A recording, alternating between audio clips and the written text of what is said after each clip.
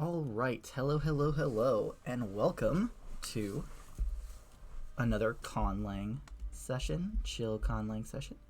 I've got to reposition some stuff in my screen a little bit, and I will give sort of some announcement update type things as I do so.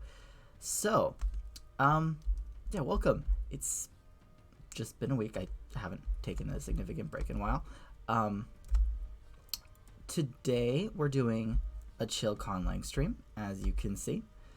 I'm still working on the same indo-european conlang that I've been working on for the past few streams, and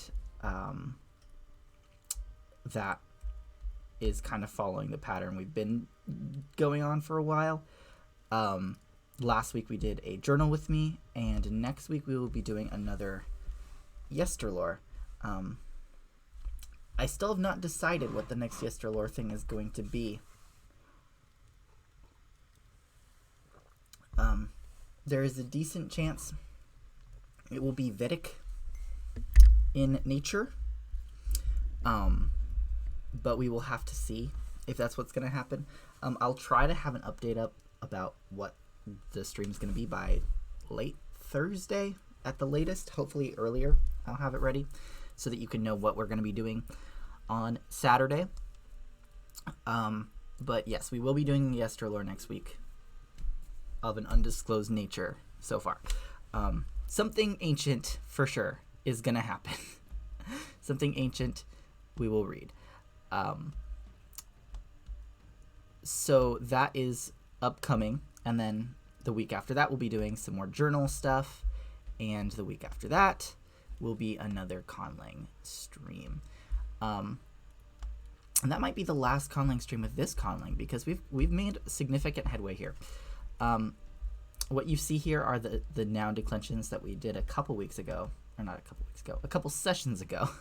Last time we worked on verbs. And I will go over those today. But in the following conlang stream with this conlang, I think we'll just do one final thing where we translate something into this language. The only other announcement I have is the same one as per typical, which is that I have a Patreon.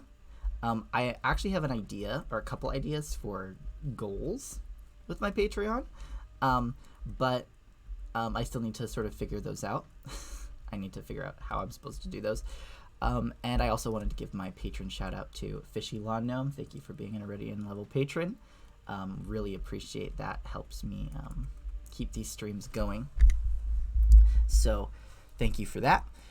And if you're interested in supporting the streams but don't feel comfortable committing to being a patron on Patreon, I also have poetry commissions on Buy Me a Coffee, or you could just leave a tip on Buy Me a Coffee as well. That's also an option.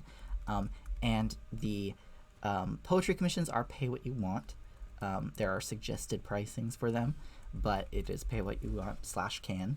And there are add-ons you can add if you want to have some extra stuff. Like, I think I mentioned this in last week's stream when I was doing journal stuff. I have some new calligraphy pens, and you can add on a manuscript style version of the poem where I will write out the poem as if it's a medieval manuscript, and I'll scan that, and you will get the PDF copy of that in addition to just the plain text of the poem.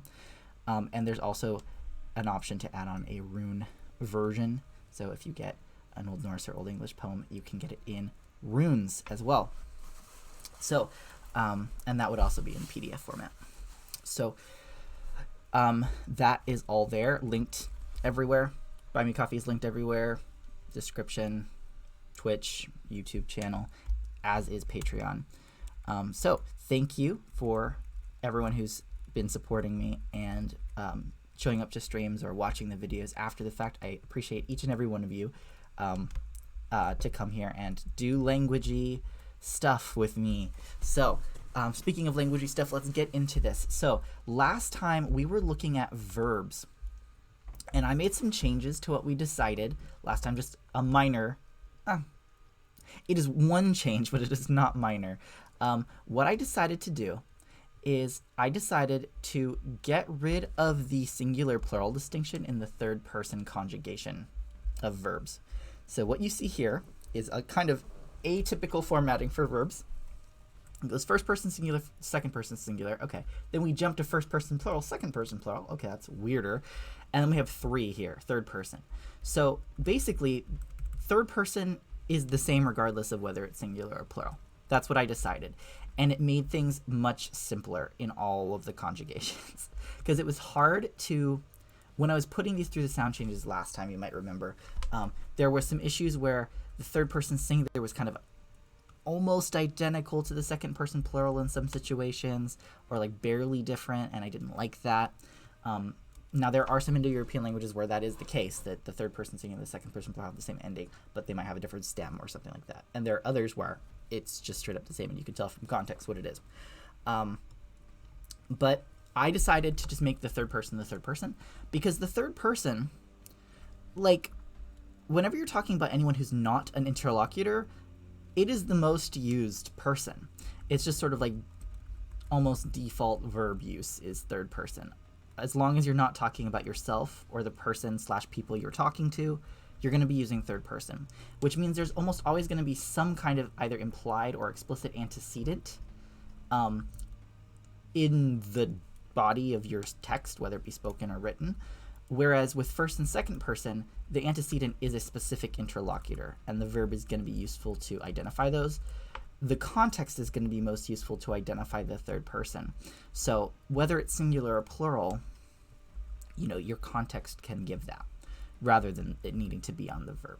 That's kind of what I decided, and it made coming up, like choosing a third person ending much easier for all 3 of the tense aspects that I decided to have. So what I decided is that in the indicative, or no, this is all indicative. I don't have any other moods going on here.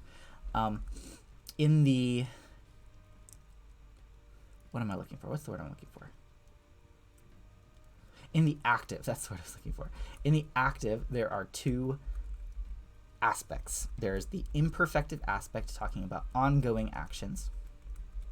And then there's the perfective aspect talking about actions that are seen as complete in some way.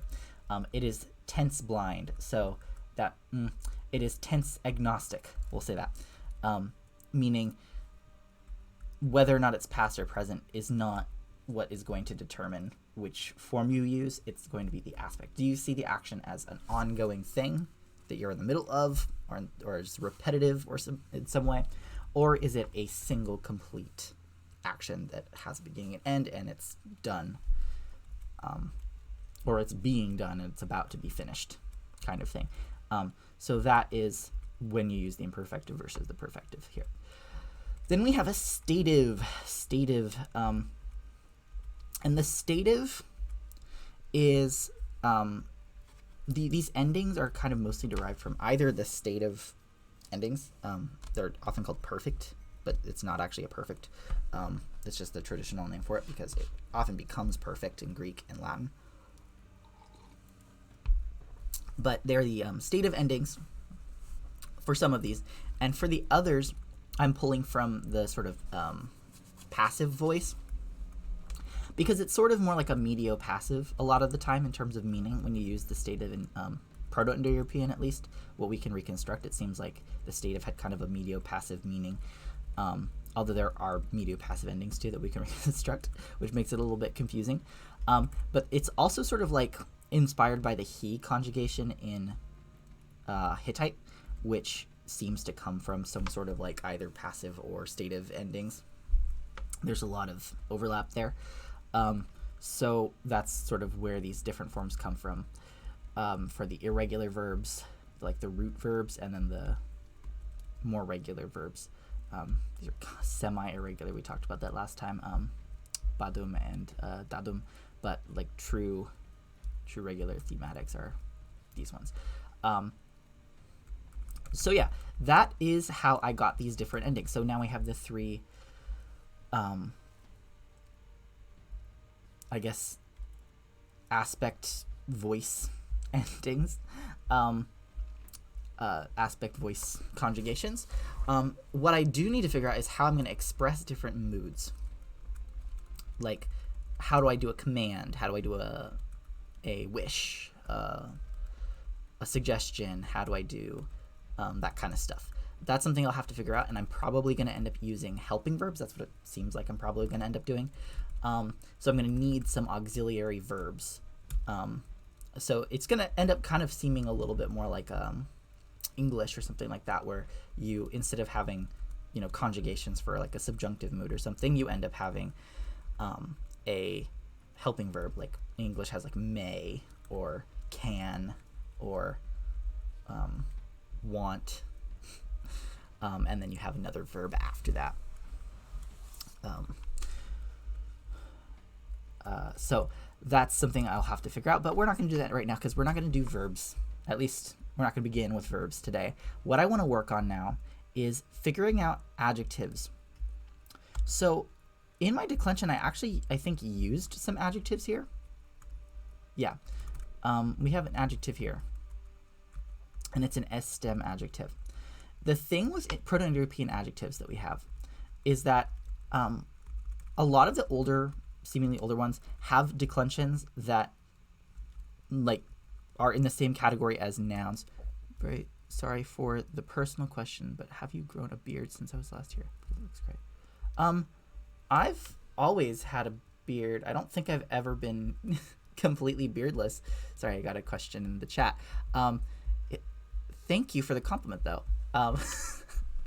Thank you. Yeah, I actually it was longer last week. I actually trimmed it. Oh, you didn't see me last week. I was doing a journal with you. But the week prior, my beard was there and it was longer. I actually trimmed it yesterday. So maybe you're just noticing it being groomed differently. I don't know. Yeah, I trimmed my beard yesterday. But yeah, I've had a beard since I started streaming. So interesting that you didn't notice it before. Okay. Actually, it looks different in a good way, but if you've trimmed it, it might be what I'm noticing it probably. Yeah, I think it's just because it's trimmed. It was like a bit bushier a couple weeks ago, and I decided yesterday, I was like, it was bushy enough and I needed to trim it. So yeah.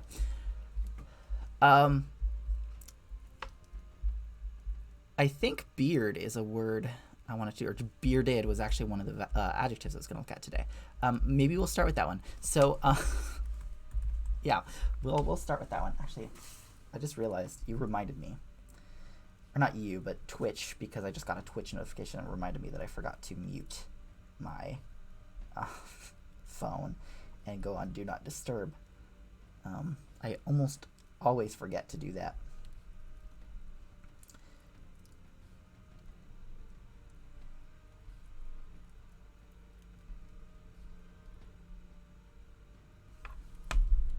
Okay.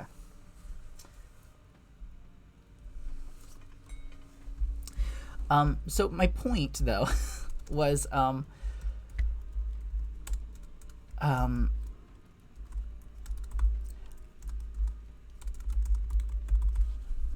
what was my point? My point is there are some adjectives that behave like nouns, like they have S stem or whatever.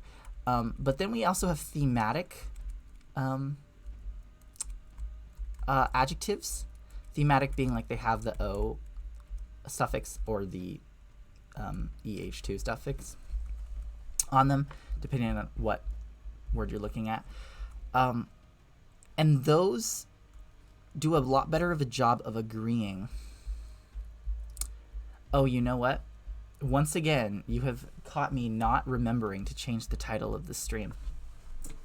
Thank you, North Sea Poet. You just like, you always catch me when I've not remembered to change it. I remembered to change it last week, and I didn't remember to change it this week. Let me fix that.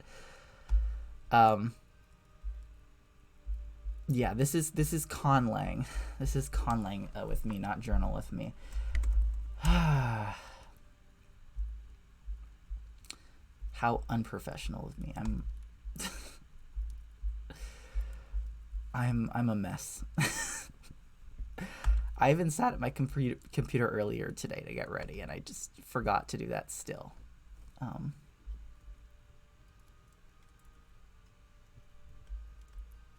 The worst thing is I remembered this last night. I was like, oh, I gotta remember to change the title of my my stream before it happens. I have had a long week. Jeez. You have no idea. My week has been it's been a rough week. Not for anything stream related though. It's just work has been rough. But that's why I look forward to these streams, even if they're improperly titled. So the adjectives that are thematic, meaning they have the O suffix on them in Proto-Indo-European, they're much more easily agreeable with gender between different nouns. All of the adjectives seem to agree with gender eventually, but the older ones, they have to be tweaked a little bit more for that to happen. That's not going to be... Well, actually, that's one of the questions I have to figure out today. I don't think my language has grammatical gender. I don't even think it has animate and inanimate distinction. I need to check. I can't remember what I did with my pronouns with regard to that, but trying to change the name of my stream midstream is really making my computer freak out, is what I'm realizing as well. I'm doing it in another window right now, and it is really struggling. My computer is really struggling with having Twitch open while I'm streaming with OBS. I'm just gonna not have a live notification for this. I'm just gonna change the name. Chill conlang stream. Okay. Updating. All right, the stream has been renamed. Okay. Oof, yeah, I know it. The feeling work is hectic at the moment, so can relate. I'm sorry you can relate. That is rough.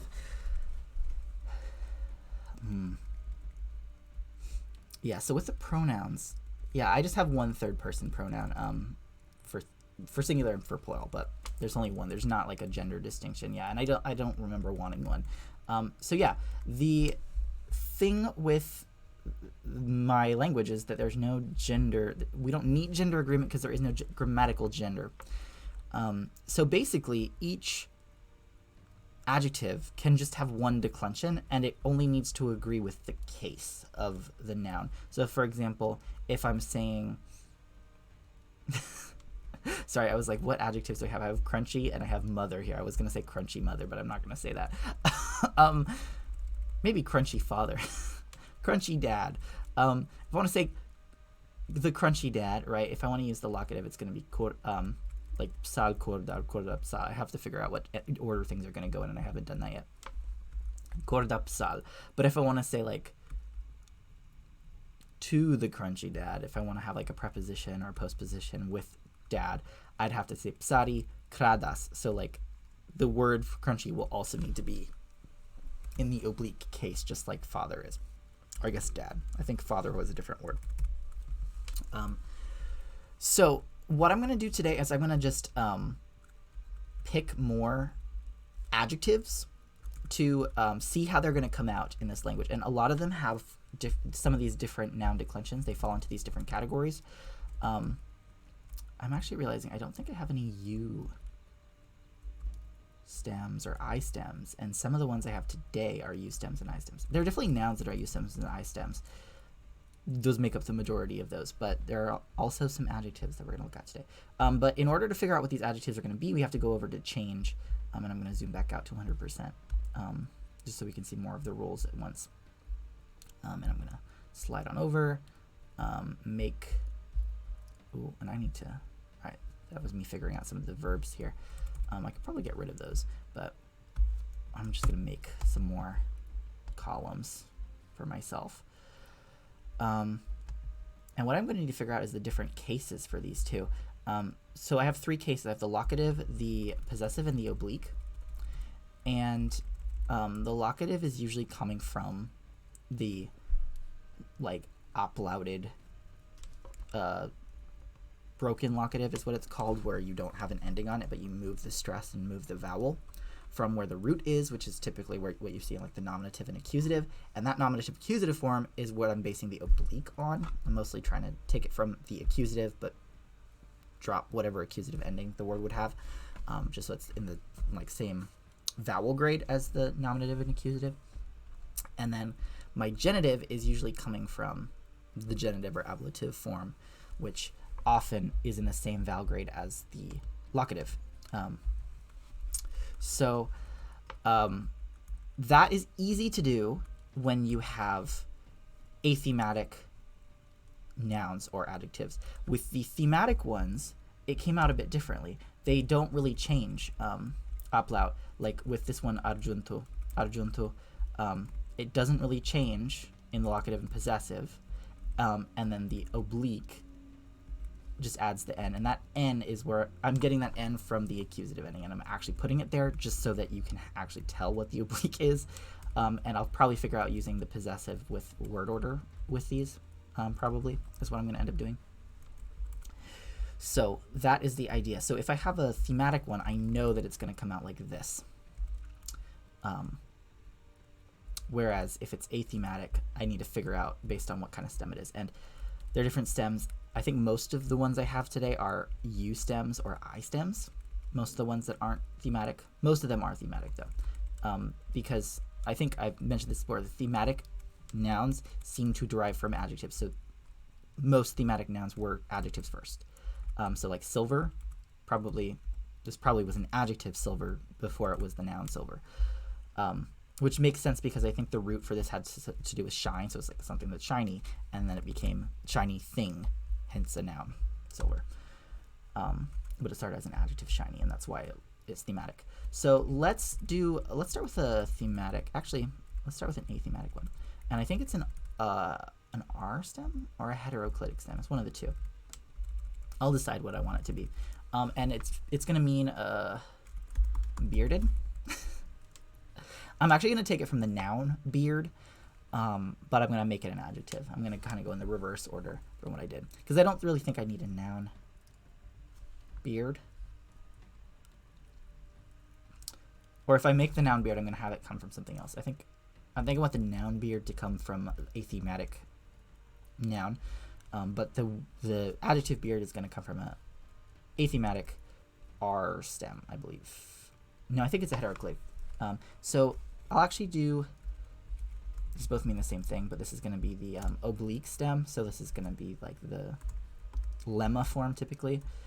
Oh, that needs to be an accented K. Smolkur. Smolkur means beard or chin, I think is the reconstruction for the meaning of this word, but I'm going to make it be the adjective bearded. And it would have, I actually don't think it would have an M in the accusative. I think it's a neuter one, so it wouldn't change. So this is the stem here, or this is the root, I guess, but it's going to become the oblique, meaning that the locative would be something like this.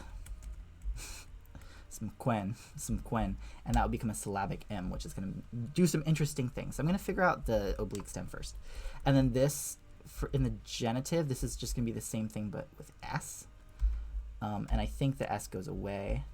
Final S goes away. Yeah, so it's just going to be an A probably there. So we'll see what that looks like. What I want to do is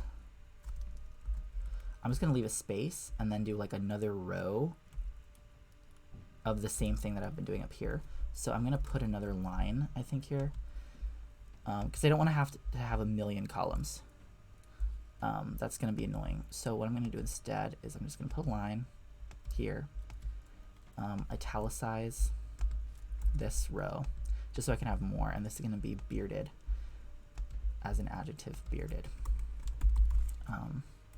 Yeah, and it's going to be a heteroclitic again, and it's nice that it's right under heteroclitic. So let's figure this out. I'm going to start with the oblique one. So no pharyngeals to deal with. I think the first interesting thing that's going to happen with this word is dealing with the fact that this is a palatovelar. It's going to look like this instead. Oh wait, no, that's not the first thing, because I have a syllabic. Is the R syllabic? I mean, it's syllabic in Proto-Indo-European, but I think I have a reanalysis that happens usually with these kind of words where the UR is an actual UR and not a WR like it's supposed to be. Oh wait, that rule doesn't come in yet anyway. That rule happens later, I think. No. Wait. Yeah, yeah, because this would be if I do apply the rule, this would be like this. Smoke wood, because that's a KW is what's going on there. Because of Proto-Indo-European syllabification rules, this R is the syllabic one. And it's not this. That U is a W. I just read it with U because they're the same phoneme. Which would make this, again, this. But that W becomes weird because I think what happens later is it just becomes Wu becomes oo anyway after consonant, so it's going to go back to being a U anyway. So I can put it there if I want to be consistent. I'm just trying to remember, what have I done in the past with this rule? Let's see. I want to see other examples here. I know I've had R stems. I know I've had R stems. We've done them before.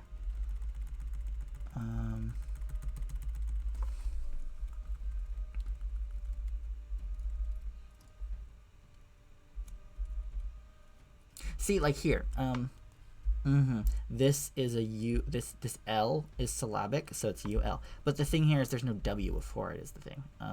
So it's not, there's no like conflict in any of these. So I guess I kind of get to decide what I want to do.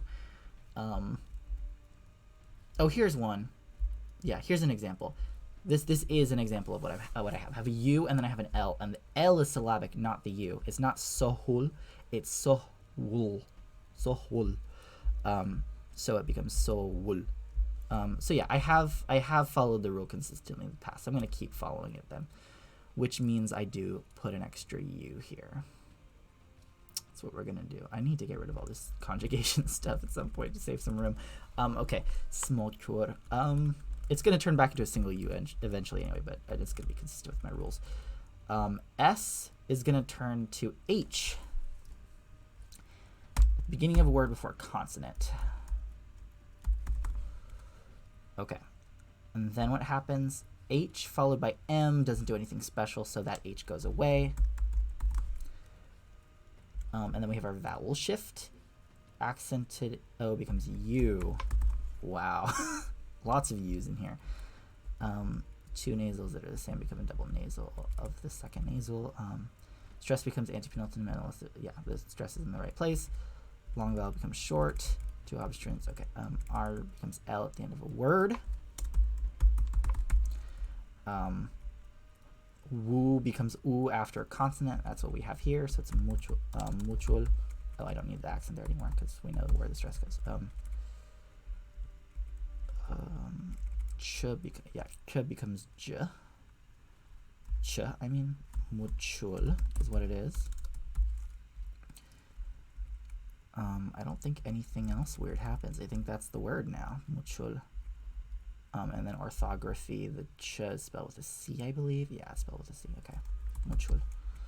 Mutual is what the word is in the oblique.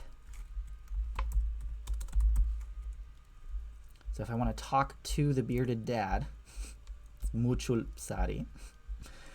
Now let's figure out what the locative is, because the locative is what I use for the subject. Okay, so some quen.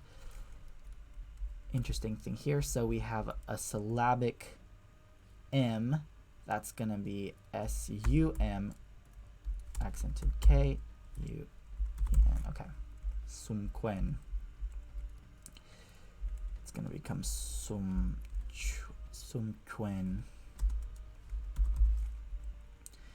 This S does not go away. Ooh, that's kind of fun. The S yeets. That's I love when that happens with these rules. Okay. Vowel shift. Sumchuan. Sumchuan. Okay, these are gonna be so different. I love this. I love this. I love when this happens. Okay, and then stress shift. Sumchuan.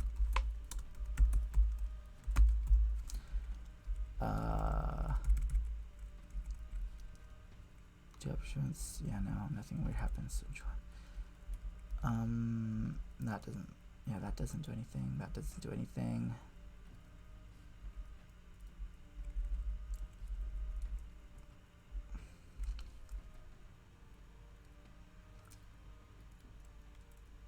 Yeah, okay. Sumchuan. Sumchuan. Anything else? Just literally anything else happen to this word?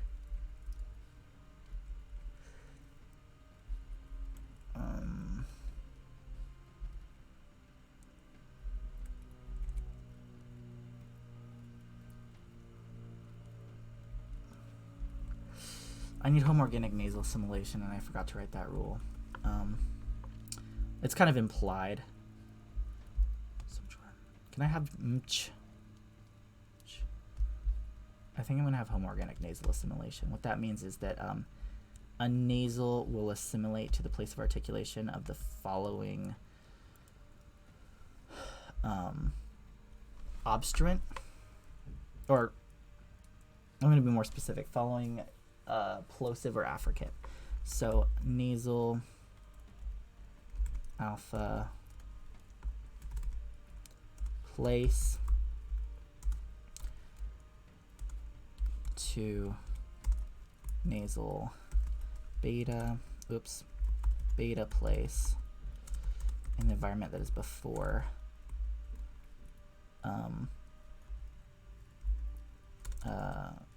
plosive affricate. That's just me cheating. That's not actually how you write affricate. I'm just lazy. Beta place. Okay. So basically I'm saying wherever a nasal is, it's going to turn to be the corresponding nasal for that place of articulation. So for example, this is a postalveolar affricate, ch, so that M is labial, and I want it to move back. So I want it to be sun. I would probably just write that with an N, sun chuan. And it's like further back than a regular N, but it's not a separate phoneme. It's just an allophone thing. So it's going to be written sun chuan. Sun chuan and muchul is part of the same paradigm. And then the same thing is going to happen with S here, being here, S for the genitive. It's just going to be sun chua. Or is it?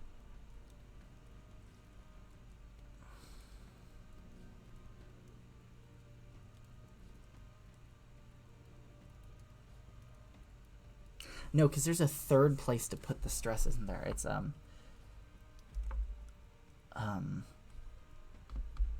does heteroclitic.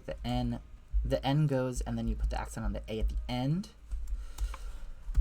and then S, or I guess it would be OS originally, but there, or ES depending on no, it would be ES, but that's going to become an A with nothing at the end. So sun chuna, which follows the pattern for the other heteroclitics that we had, right? The AN becomes NA, like up here.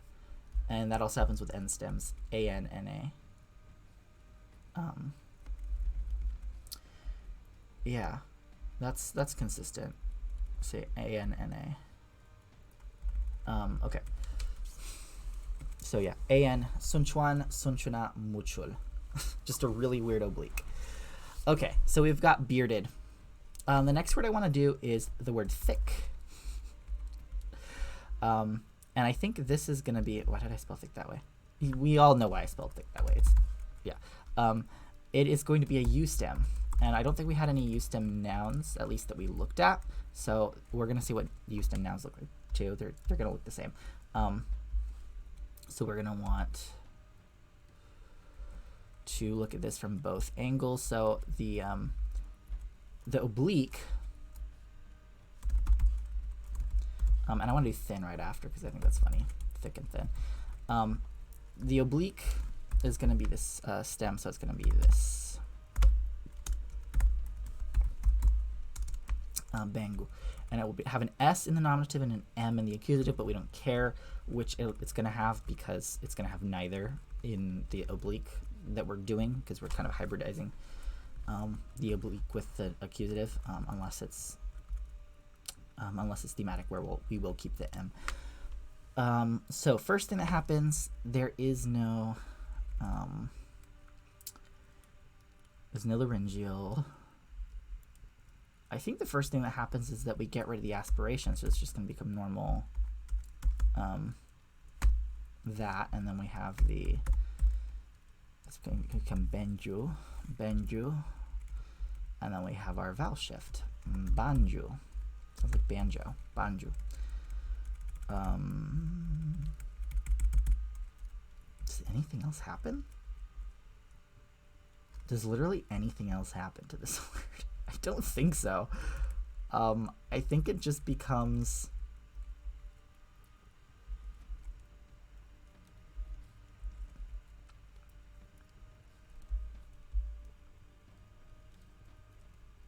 Yeah, I think it just becomes banjo. Banjo, we spell jo with a Z. Yeah, banjo. Banjo means thick. Okay. Now, in the... Ooh, okay, so U stems are not going to be like heteroclitic because their genitive and locative are going to have the same ending, I believe. No, they're still going to be different, I think, because the genitive, or sorry, the locative is going to look like this, like that, and then the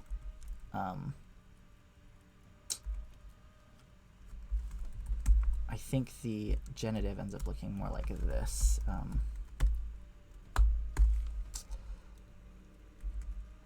What accent is after the... Ooh, no. That depends on... That depends on the reconstructed declension for the word in Proto-Indo-European, which depends on the accentuation features of the stem in most analyses. There's debate about this, but like some words get accented later and some words don't. And there's different names for these different stems. And I don't remember what it is for the word thick, but I am doing away with those things in this language. I want it to be consistent. I'm doing some significant analogy. I'm already keeping a lot more of the irregularity than most Indo-European languages keep anyway, so I think I am within my rights to keep some analogy. So I think what I'm going to do is I'm going to go ahead and have it be like this, but I can usually figure out what that's going to be, because it's just a matter of like moving where the U would be and seeing what the rule would be if I do that. Actually, you know what? I will do it just for this one, but once I figure out what the rule is, I'll apply it evenly across the other ones. So that's going to be thick and that's going to be thin. This is, I'll switch these because this is going to be genitive. There we go. So let's do all three. So we got banjo. Now let's do bungo. That's going to be, that is a syllabic nasal. So it's going to be like this. Bun. Go. And then goodbye. Aspiration. Hello. Palatalization. Vowel shift.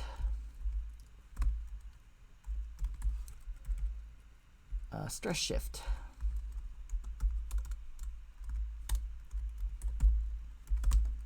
One jaw. Nothing happens here.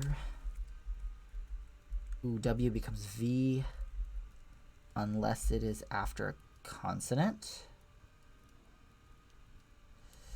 W here is not a consonant, after a consonant. But is it part of a diphthong?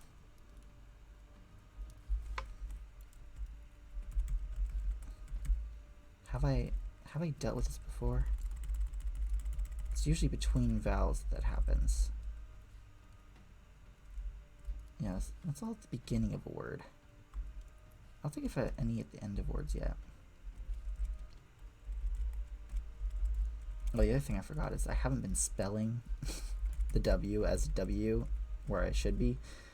Much as me being lazy. I think I need to fix that. I think it does become a W at the end. Or a V at the end, I mean. Yeah, I think it does need to become a V. I should have been writing this as a W. That's my bad. I'll fix that. Yeah.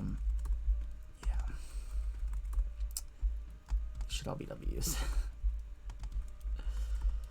And then WU turns to U. I don't know why I wasn't doing that before.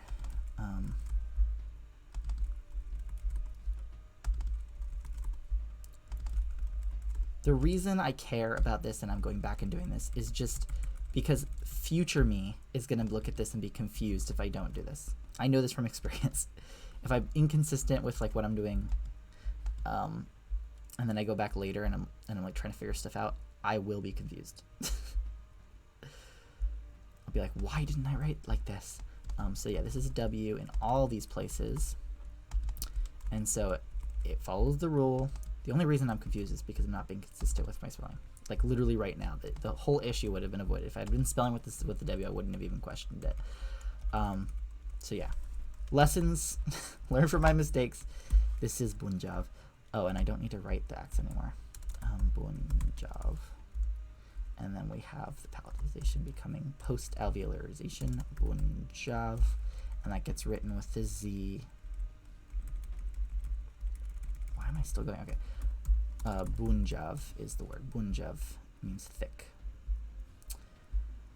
Bunjav. And it's banju down here. Okay.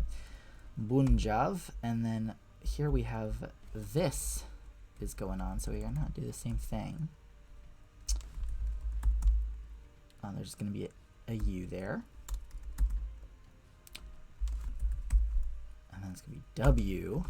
Yes, there we go. Bungues.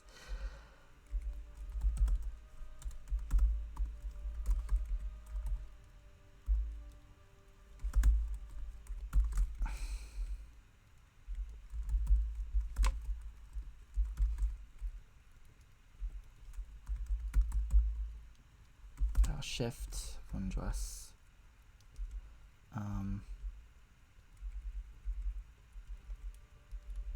Bunjuas. Let's see. W becomes V unless it's after a consonant, which it is after a consonant here, so it's still going to be a U. Or I guess spelled with U in the final language. U is representing W. Palatalization. Bunjuas, bunjuas. I know S is going to go away at the end of a word. Way down here. Yeah. Why am I still writing the accent? Okay.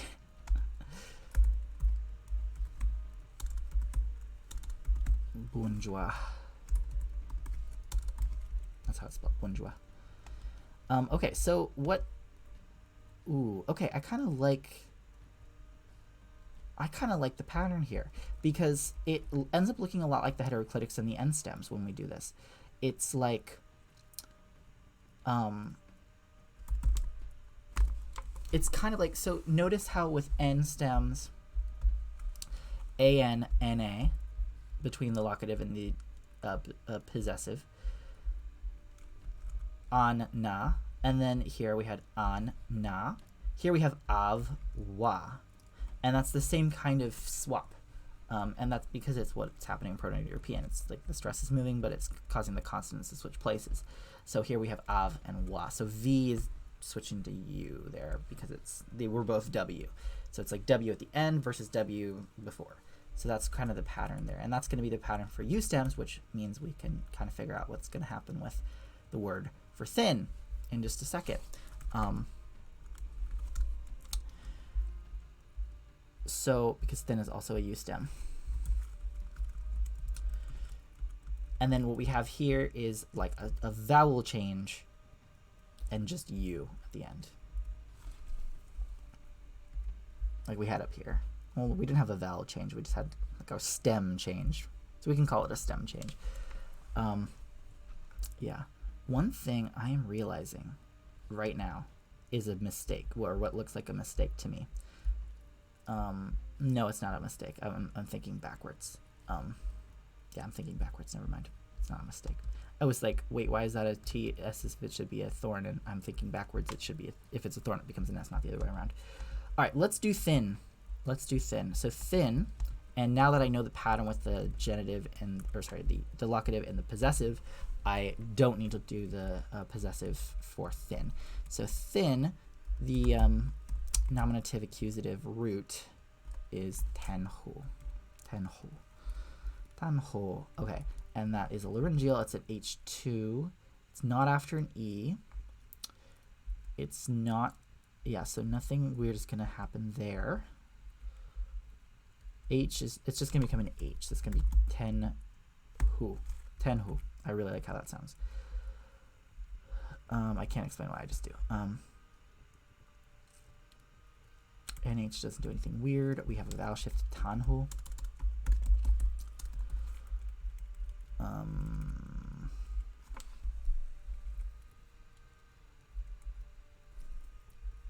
Nothing weird here. Obstruents, matching voice. No. I mean, I guess H is an obstruent, but I'm not going to voice an H phonemically. That's not happening. Refuse. I think it's just going to stay tanhu, which I like. I like the sound of it. I like the sound of it a lot. Tanhu is thin. Tanhu. Now, this is where things get fun. We're going to have tenhao.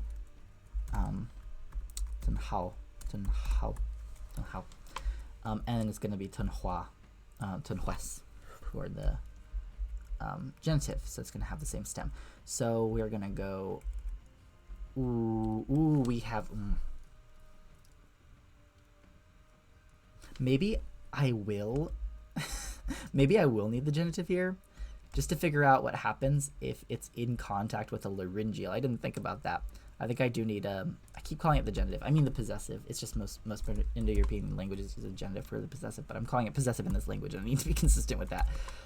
This is why I need to see what's going to happen, because we have this rule here that's going to come in, and I want to know what happens with that U there.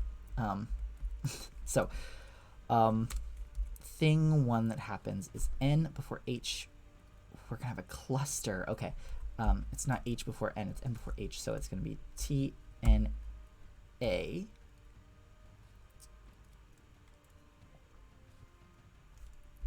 E-W. Oh no, that's interesting. Okay. So the H has disappeared. All right. The next thing that happens that affects this word is the vowel shift, I guess. Because there's no other consonant there. We'll have an epithetic U come in later, I think, but that for now, no. Okay.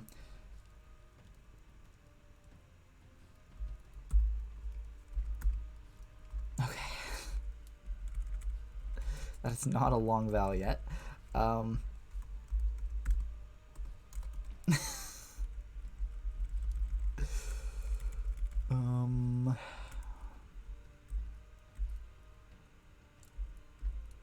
Do I have like two V's becoming long version of themselves? I think I need that. Well, I think I needed that before, and I intentionally avoided it before on purpose because I wanted to do a different thing with these W's and I's later, so I didn't do that. Yeah. Because there was some weird vowel stuff that happened with some of these words earlier on, I remember. Like with words like this. I never really had this kind of situation come up.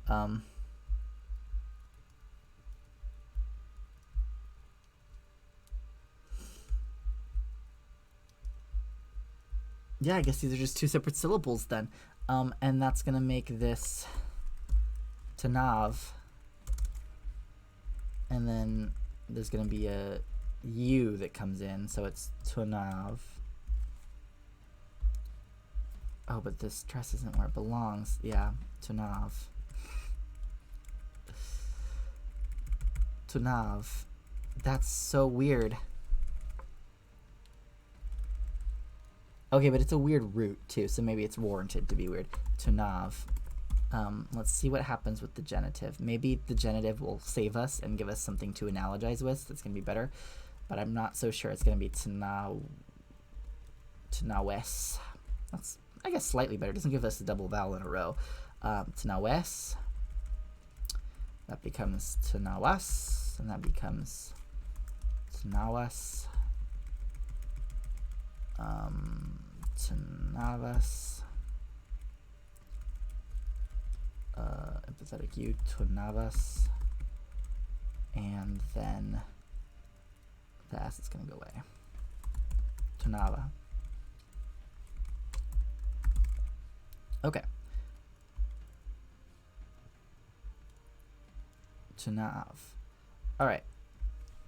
Even though this is a weird root, it still follows our pattern. Because we have av, and then we have va instead of wa, because it's not after a consonant, but it's... So like our root is tuna with an accent on the a, and then we just have av, and then we have va after. And we have this weird, weird oblique, which is actually like the main form in Proto-Indo-European, but that's fine. That is actually, I kind of like that. I like the word for thin being weird. Let's do an I stem. I want to do an I stem.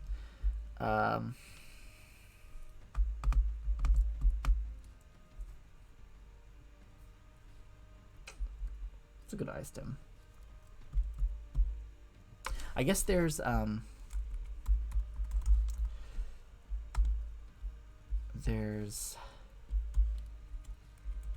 this one that becomes the word for sad in Romance, and it becomes the word for like a word that means like stubborn, I think, in Germanic, and I think it means just like bad mood, be in a bad mood in Proto-Indo-European. So I might just have it be general in this language to be upset, or upset as an adjective. And this would be triste, and it would be tristes in the genitive. I don't think it'll come out much differently. Ooh, it might. We'll find out. Let's start with the oblique though, because it's the one that comes from the stem in PIE. So tristi. Nothing happens really until we get to the vowel shift, which is going to make it tristi. And I don't think we have any rules that apply to it after that. I don't think anything's going to make it into a thorn.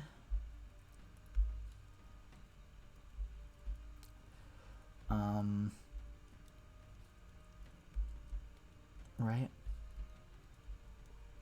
Yeah, nothing's going to make it into a thorn. And then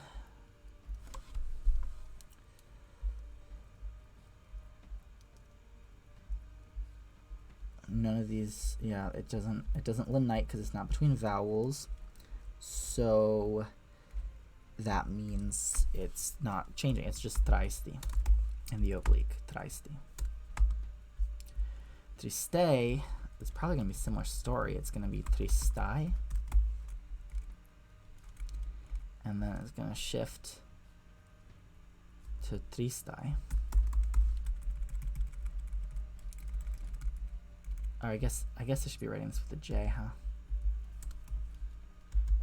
This is going to be spelled with an I in the ultimate language, where I spell I is going to be with the letter I.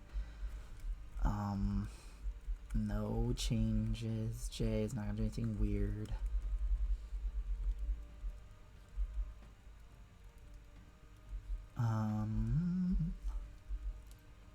Yeah, tristai, and it's going to be tristia.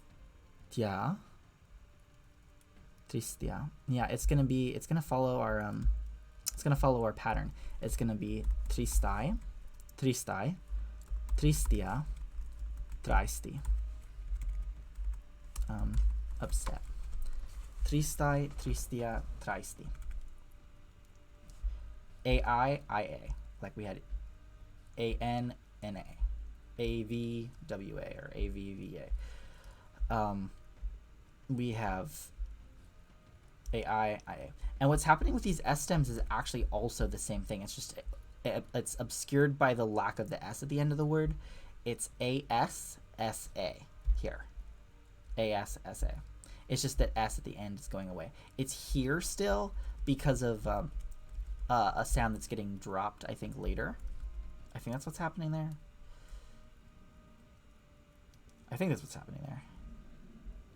Yeah. Because the rule goes, S goes away after a vowel. So, wait, was there a consonant there? I think there might have been a consonant there. I don't remember. In any case, that's how it's going. So the S is there. and the stem is changing, like it is happening here. A, and then here it's just I, but the stem is different. Just like we have U, but the stem is different, U, but the stem is different, L, because it's heteroclitic, it's L instead of N. But here we have N, but it's not just N because it's, different type of declension. But we have L here, just like we have L here. Okay, that's an I stem. Let's do some, I want to do some thematic ones now, just to see how they come out. I want to do the word for aware in PIE, which is,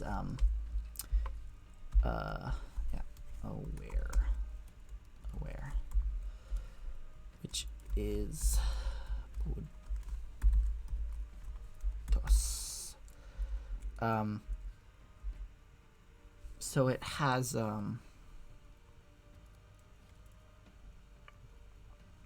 this is where the word Buddha comes from. Buddha in Sanskrit, which means, like, I think it means aware or enlightened. I don't remember. My Sanskrit's rusty. But we'll get to exercise it next week, hopefully. The way that we were doing thematics came out like this. Because of what we chose, we ended up with the same ending. Because I think it was like an I or a J at the end or something. And it was like an S. Something like that. Or we used the D and then we used an S. I can't remember what we actually used to get there, but we did get there. All I really want to find out is what the stem is going to be. So I actually don't care about the S, and I actually don't need two columns. I just need the one because it's thematic. Step 1 is get rid of the aspiration. Step 2 is vowel shift. Stress shift. Obstruents. We agree with the second one, which is the opposite of what happened in Sanskrit. That's why there's DDH in Sanskrit. That's why Buddha is spelled that way. But it's going the assimilation is going the opposite direction here. It's assimilated with the T, so it's becoming Buttu. Buttu means aware. And then what's happening is it gets protected from lenition because of it being doubled, and then the double becomes single, so it's butu rather than budu, because budu would become, if it were just butu, single T, it would become budu versus butu. Alright, do I have eth in my script? I don't have eth in my script.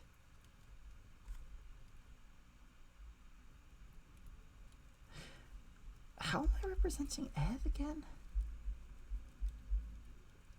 It's not going away because T is becoming D. Eth is eth. Did I just forget to put eth in my orthography? I think I did. Or I'm saying that they merge.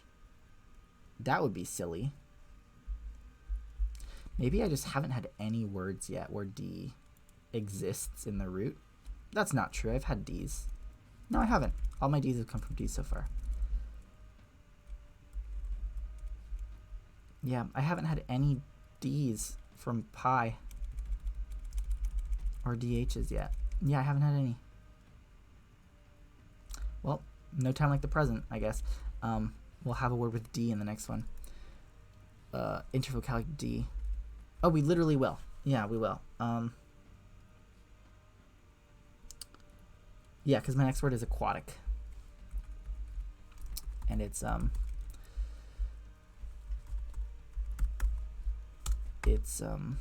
got one, and the rule here should be the same as this one for lenition, intervocalic lenition. It's going to count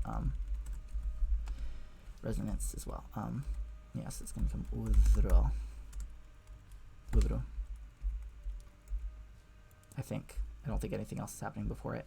I'll double check that though. But yeah, we got butu, and let's double check it.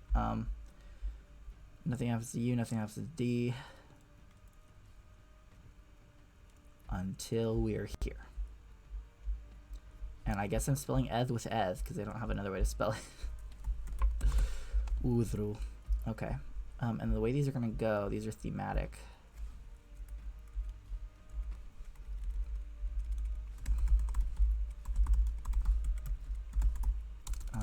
Aware, aquatic. These are like the pi meanings. I'm not sure what I want them to mean in my language. I might just keep them the same. Butu, butu, butun. And udru, udru, udrun. And what color am I using for this? I forget. Is it the top one? No, it's the third one. Okay. That makes a lot more sense.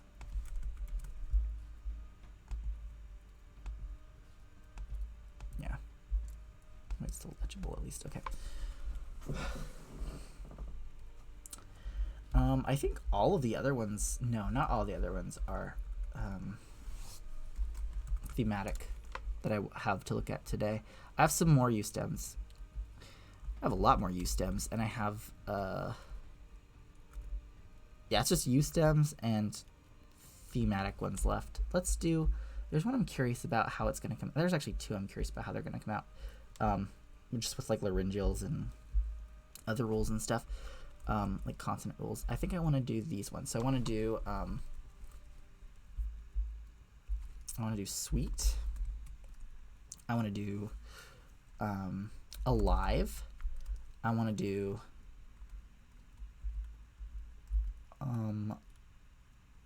homely. Yeah. Related to the home, I guess. Domestic is what I want to say. Yeah. So sweet, that's going to be glauku. And that's a U stem. So I actually want to figure out what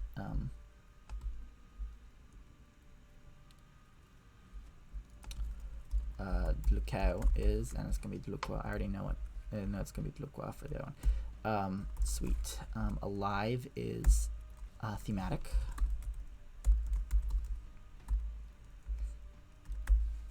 And domestic is also thematic, but it has an interesting stem.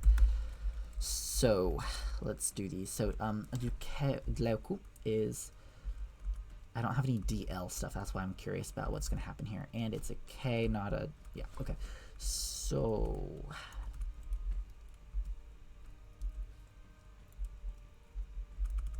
you don't have an E, so that's fine. But we do have an E here. It's going to turn into an A. But that's not going to matter because it would turn to an 8 anyway. Okay. Let's see. The first thing that affects this is the vowel shift. Dlauku.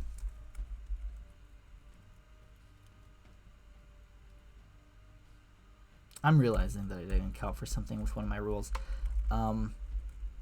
Well, we'll get there when we get there. The thing I wasn't accounting for was this rule. It should become dlavku here, but I don't like the VK thing. I don't like that at all.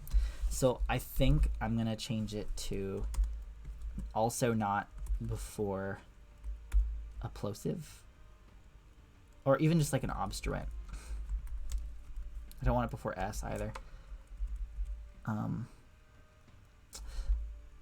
If I were to do this, if I were to allow this, if I were to like let this happen, my next rule would probably be to do another obstruent assimilation and turn this to FK, dlafku, and it would put more F in this language because F is going to be a rare letter in this language. But I'm okay with that. I don't like fk there. I don't like how it sounds. Dlafku, no thanks. No thanks. So yeah, I'm just gonna say draug. But what I do want to do is kind of the reverse of this rule. I want L to turn into R at the beginning of the word.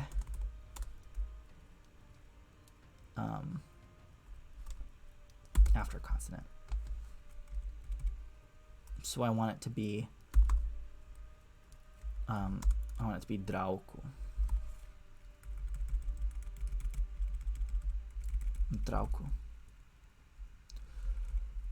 So We have intervocalic, says to me draugu here.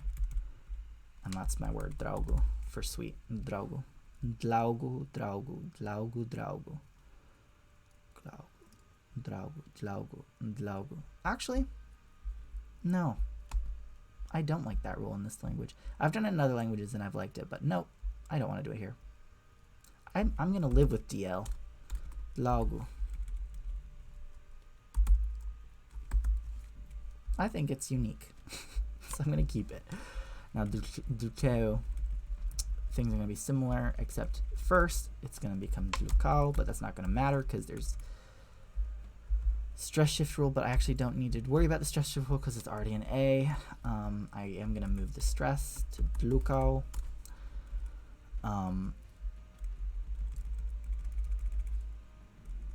Turns into a V. Dlukav.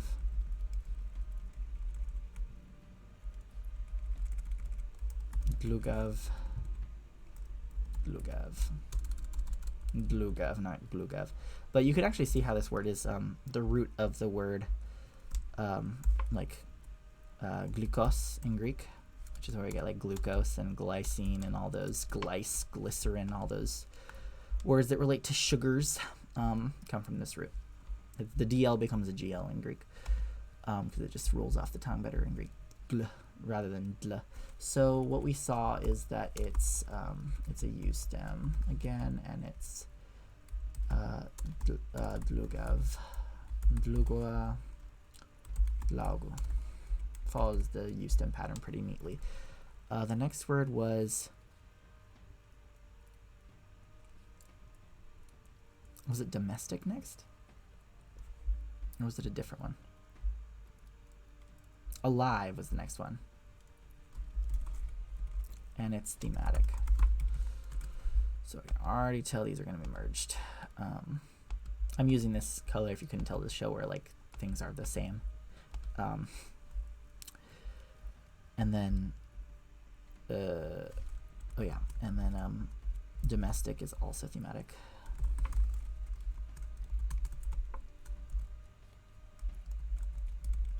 All right, there we go. Let's do this rule. I just want to see how the H3W is going to come out. So it's going to be, okay, I followed by an H is going to cancel out the fact that this is an H3. The fact that it's an H3 doesn't matter. Like normally the H3 would, Hify, but it doesn't matter because it's after an I, which is just going to lengthen the I instead. So it's going to be,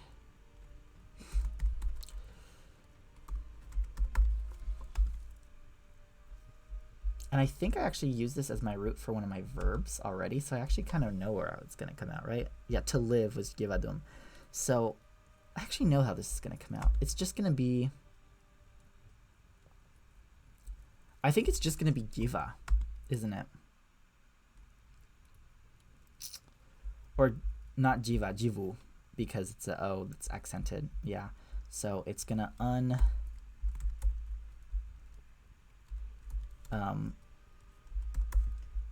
unlabialize, delabialize. It's going to vowel shift. It's going to, oh, but it's a U. It's a U after a W, so it's not going to be so simple, I think. It's,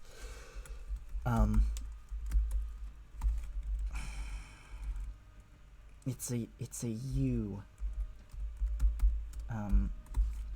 So it's gonna, oh, but it's not after a consonant. Okay, well, okay, we're safe, we're safe. It's just gonna become a V. Okay, I was gonna say, givu is easier to pronounce. I don't know if I want it to be giu. I don't want it to be giu. That's fine, yeah. It's gonna be givu, and nothing else is gonna change after that. So it's givu. Givu for alive, and givadum. Givu, givun. Let's figure out what domestic is gonna be. I'm interested in what's gonna happen to k here. I think it's just gonna become ch by the end. They're gonna assimilate, and one's gonna go away. But I'm still interested. Yeah. Choimo.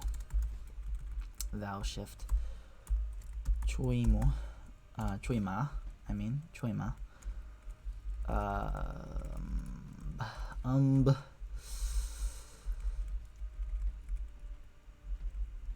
What next?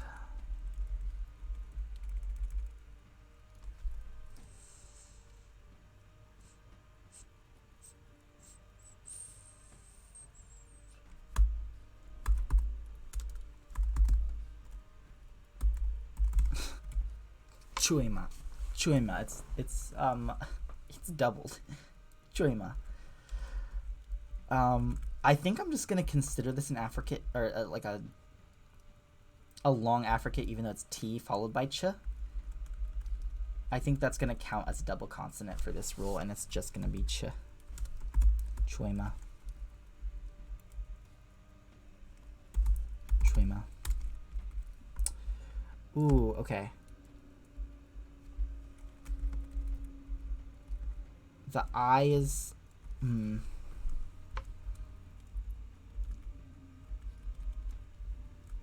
Yeah, U followed by a vowel as opposed to W followed by a vowel is U with the two dots. I was going to say, because the U is a vowel here, so I want to show that with the two dots.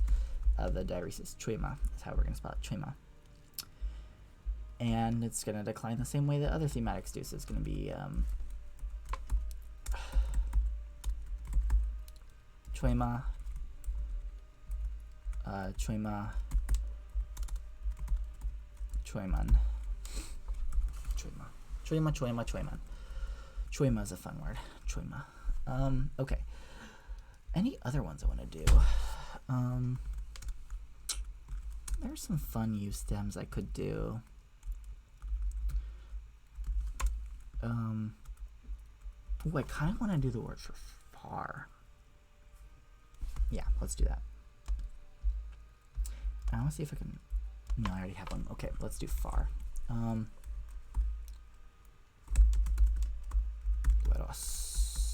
it's thematic. I don't need this. Okay. EH2 is just going to become long. Okay, it's not going to be as interesting as I was hoping. It's long A. Why can't I do a long? There we go. Long mark. They'll shift that to duaru. Then stress shift. Then shorten A. Duaru. I don't think anything else changes because it's after the W's after consonant. There's nothing that unites in the middle, so we're at duaru. Duaru by the end. Duaru. So far is duaru, duaru, duarun.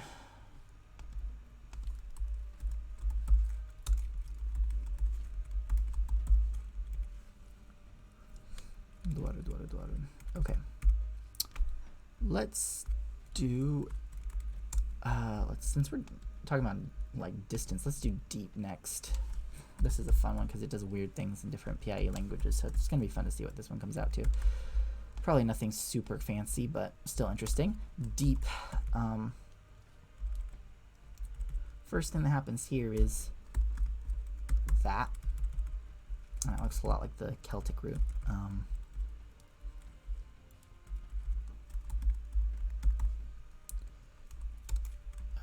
Dubno. There's like a metathesis of nasals and plosives somewhere. I think it's going to become dumbu, I think. I'm like 90% sure that's what happens somewhere. PN to NP, yeah. PN to NP, unless it's at the beginning of a word. So it's dunbu, and we're going to have homorganic nasal assimilation later. Dunbu. The B won't do anything because it's not a resonant. Wait, it is a resonant, right? N is a resonant. By my...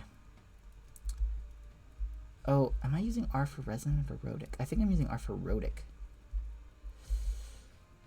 But I'm counting W here. I'm counting W as a vowel. I guess I can just count W as a vowel for this rule. I'll just say that here. I and W are vowels for this rule. I guess J and W. For this rule, J and W equal V. R is erotic, like a liquid, basically. I should put L there if that's what I meant. And I want the same note here. Just for myself for later, so I'm not confused. Okay, and then homoorganic nasal assimilation happens here, so it's dumbo. Because I don't want dunvo. I don't want that. Dumbo. Okay, so that's deep, it's dumbo.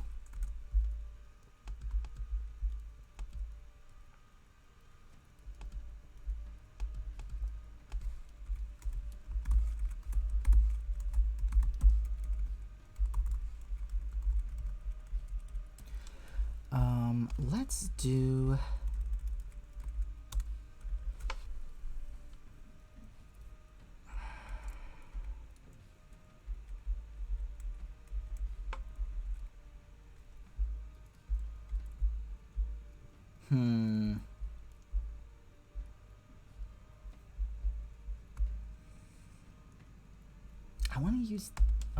I want to use this word for dark. Usually I use this one for dark. This root ends up being black or dusty in a lot of dusky, not dusty, in a lot of Indo-European languages, but I might save this for dusk. Like the noun dusk. I think I want to do that. I want this to be a noun. And then for dark, I want to use this one, which I think is going to be really simple. I think it's just going to be R long E O, and then it's going to stress shift to long I M U, and then it's going to, or not stress shift, it's going to vowel shift, and then it's going to stress shift rimo, and it's going to be rimo, and that's going to be dark. Rimo. Dark. Dusk, I want to do this one. So dusk is gonna, first thing that's gonna happen is this. K-U-R-S-N. Oh. Of course, no. H, S is gonna turn to H because it's between consonants here. K-U-R-H-N. Oh, H-N doesn't do anything, so H goes away, so it's corno. Which becomes cornu, which becomes corno, which I don't think does anything else. So corno is dusk. Corno.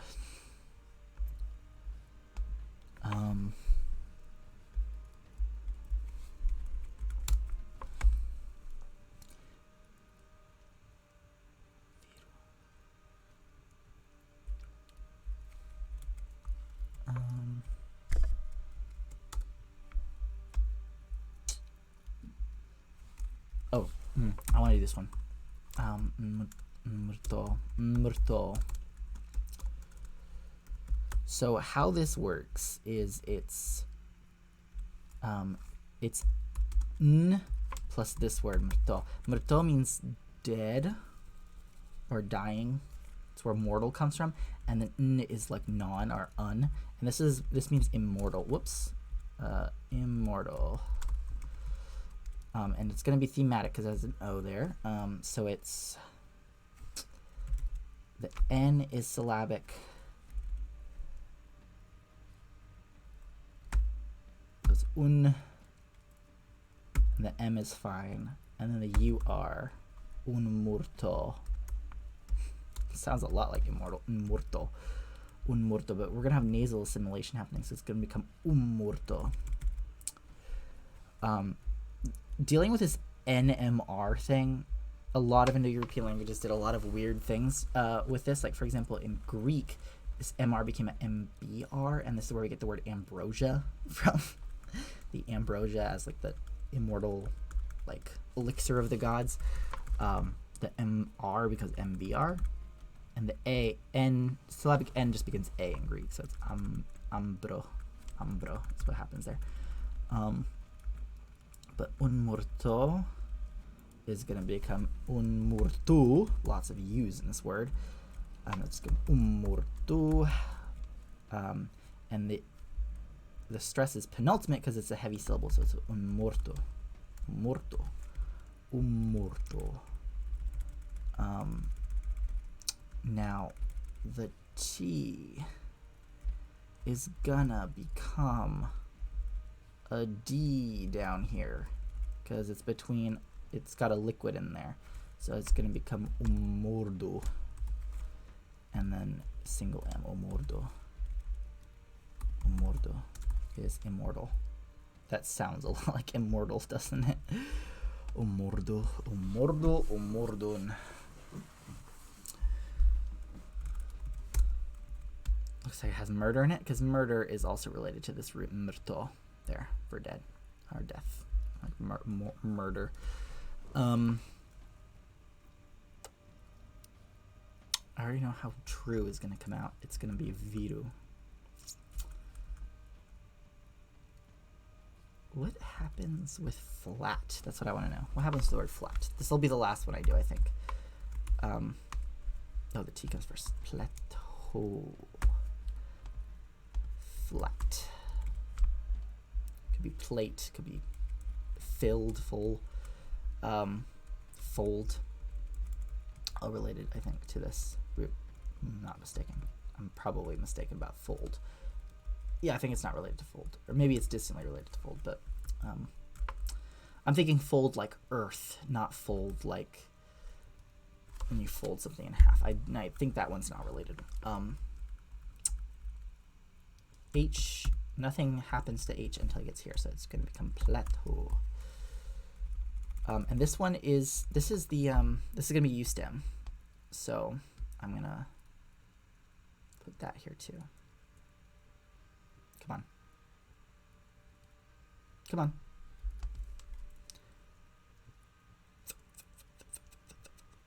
Okay, flat. PLTH2EU. I want to double check the genitive too. It's going to be, yeah, okay. Just to be safe. Okay, plateau becomes plateau. Things are starting to slow down on my computer. My sheet's too big. Does anything happen with TH at all? I know HT becomes th, but I don't think anything happens to TH.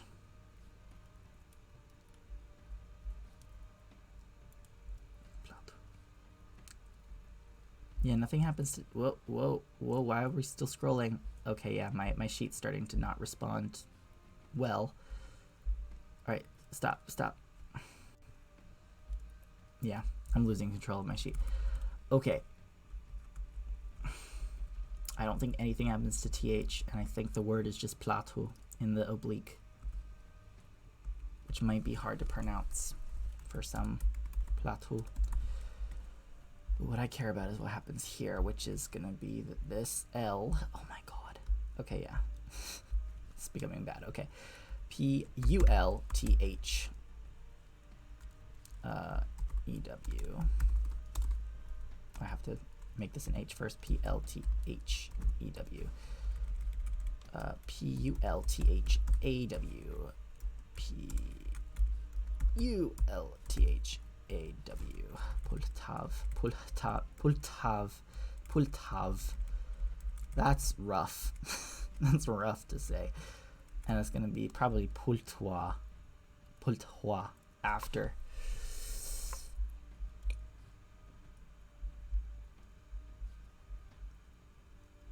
Between consonants. It's not between, well, it would be between consonants here, right? Wouldn't it? It would be pultois. Wouldn't it be that? I think it's going to be that by this point. So the H would be between consonants because H is, W is a consonant for this rule. I know that. So H goes away. So I could probably do some kind of analogy with the H and the other forms, maybe. We'll see. Yeah, I could probably do some analogy on the genitive. We'll see. because otherwise there's just a rule that H goes away in the genitive of these kinds of words, which would be a fair rule. But what I'm anticipating being tricky is, well, because that would apply to HN too, because there's nothing that happens to HN. So if it's an HAN, it's going to become an NA with no H. Can I think of any examples with that?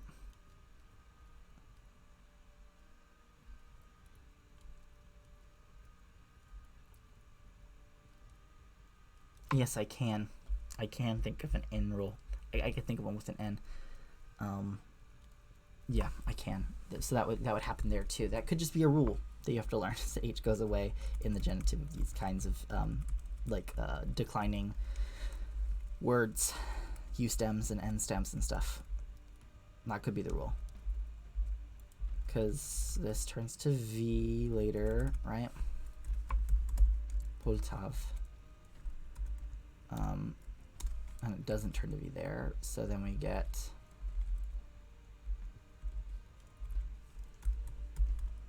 Poltois. Ooh, ooh, ooh, ooh. It'll and night, because W is a vowel for this rule.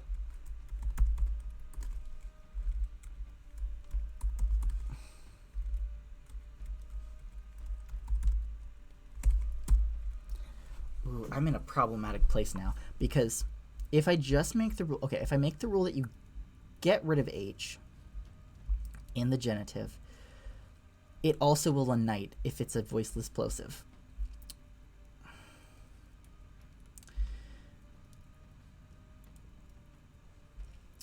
If I make it, if I analogize out the H, then it's just that it lenites in the genitive, which is also kind of weird.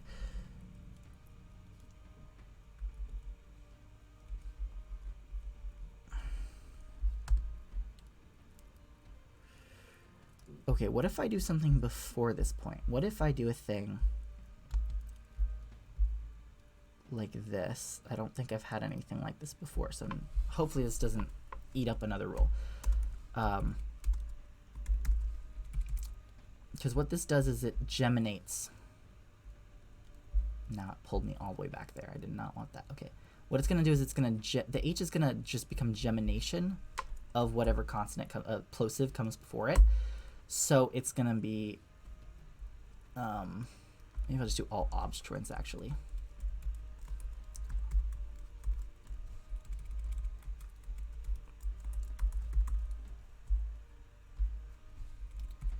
Because then it's going to become P-U-L-T-T-A-W. P-U-L-T-T-W-A-S.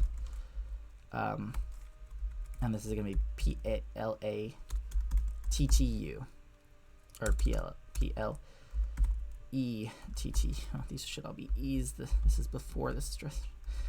All right. These should all be E's, yeah.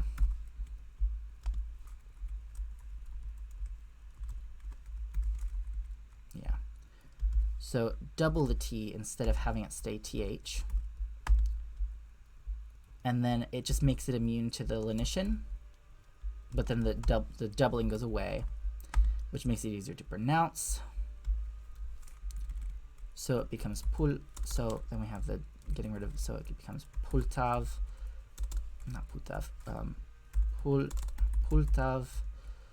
Platu. Pultua. Oh,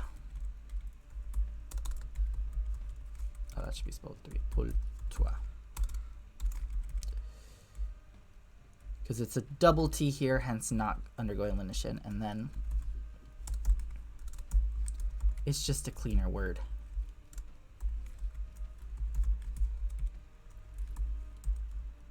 Oh, that was already fine. Pultav, platu, pultua.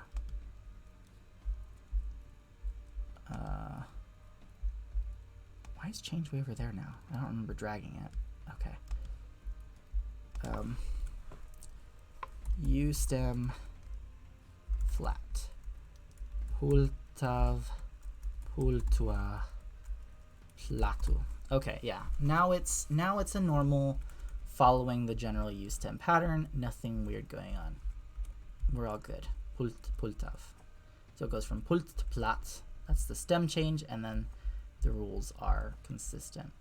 And the typical stem alternation is between U consonant and A consonant or consonant A, depending on what the thing is here. Or I consonant, yeah, because it's about the vowel grade. Here we have like an A and not an A. Okay, that ironed that out, and I added another rule. That's the whole point of going through like multiple different words with different shapes when you're going through sound change rules, because it leads you to refine your sound change rules.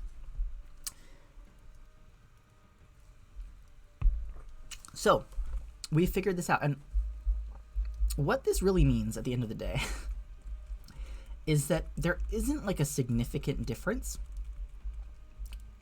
like grammatically, between vowels and adjectives. That already kind of wasn't the case in terms of the declension. But like, yeah, there's just really not a huge difference between adjectives and nouns with regards to inflection. They're inflected the same way. They fall into the same categories, which is not the typical case. I mean, it really depends on the Indo-European language we're talking about. But often there's big differences between adjective declension and noun declension, but not so in this language. And I think that's just part of the testament of how simplified it is, like how much the case system has eroded and like pared itself down. But what that means is that my system of like how to show that something's an adjective versus a noun is going to have to be more robust.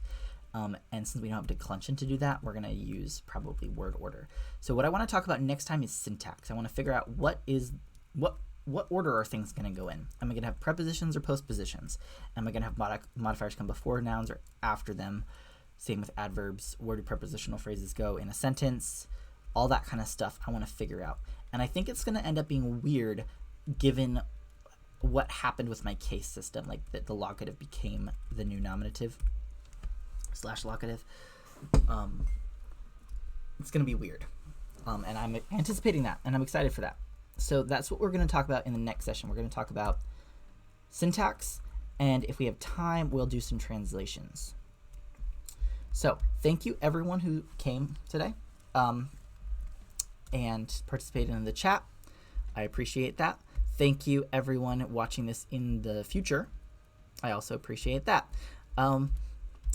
Please leave any comments you have or ideas or questions. I know I kind of just like zoom through this stuff usually. It's because I'm just doing conlang the way I've always done it. But if there's anything you want me to like slow down and explain, I could do that next time. Because ultimately I want this to be not only fun to watch, if it is fun at all for anyone, but I also want this to be informative. Like if you want to make a conlang and you don't know how to do that, and you watch other people make conlangs to learn, please let me know if you have any questions or if you're confused about anything I'm doing, or like, why are you doing this? Or why do you format it in this way? Because some of my choices are pretty idiosyncratic when it comes to formatting. But yes, that is all for today. Have a wonderful